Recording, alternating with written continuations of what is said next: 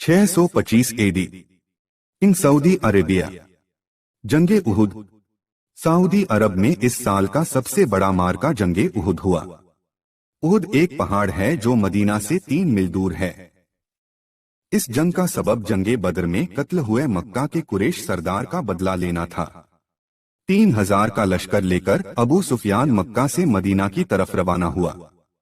उस वक्त हुजूर के चाचा खुफिया तौर पर मुसलमान हो चुके थे और मक्के में रहते थे। इन्होंने खत लिखकर हुजूर को लश्करे मक्का की मालूमात दी। जब आपको ये खौफनाक खबर मिली तो 2 जासूस को कुरैश के लश्कर की खबर लेने के लिए रवाना किया और उन्होंने आके खबर दी कि मक्का का लश्कर मदीना की बहुत करीब आ चुका है और उनके घोड़े मदीना की चरागाह की तमाम घास चर गए। लश्करे मक्का 27 मार्च 625 के दिन मदीना की करीब पहुंचकर उहुद पर अपना पड़ाव डाल चुके थे, मगर हुजूर सल्लल्लाहु अलैहि वसल्लम 29 मार्च 625 बाद नमाजे जुम्मा के मदीना से रवाना हुए। रात को बनी नज्जार में रहे। 30 मार्च 625 की सुबह आप उहुद में पहुंचे और नमाजे फजर पढ़कर मैदाने जंग में मोर्चा बंदी शुरू फरमाई। जब लश्करे मक्का के बड़े बड़े सरदार कत्ल होने लगे तो लश्करे मक्का मैदान छोड़कर भागने लगा। ये मंजर देखकर वो 50 तीर अंदाज मुसलमान दर्रे की हिफाजत के लिए पहाड़ी पर मुकर्रर किए गए थे, वो पहाड़ से नीचे उतर गए।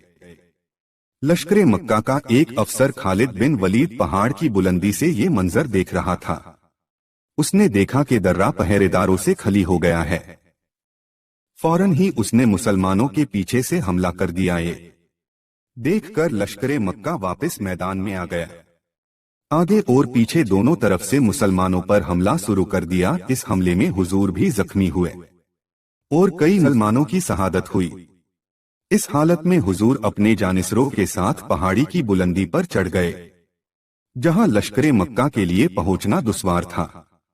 अबू सुफियान ने देख लिया और वो भी पहाड़ पर चढ़ने लगा तो उमर फारूक और दूसरे जानिशर सहाबा ने लश्करे मक्का पर जोर से पत्थर बरसाए तो लश्करे मक्का पहाड़ से उतर गया। इस जंग में हजरते हमजा, हजरते हंजला, हजरते अब्दुल्लाह बिन जुबैर, हजरते मुसब बिन उमैर, जियाद बिन सकन रदियल्लाहु ताला अन्हु शहीद हुए थे।